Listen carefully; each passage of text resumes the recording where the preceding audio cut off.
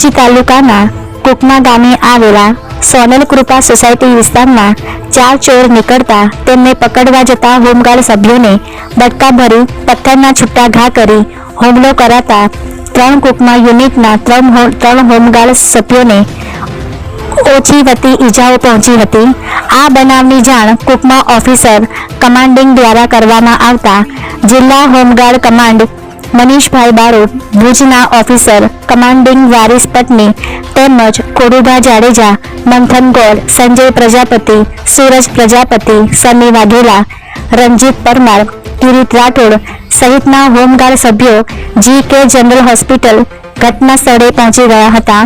તો આ બનાવમાં એક આરોપીને હોમગાર્ડ જવાનોએ ઝડપી પાડી પદ્ધર પોલીસ સ્ટેશનમાં જાણ કરી મોબાઈલને સોંપવામાં આવ્યો હતો। Bureau report Imran Avadiya, Bhuj, Kutch.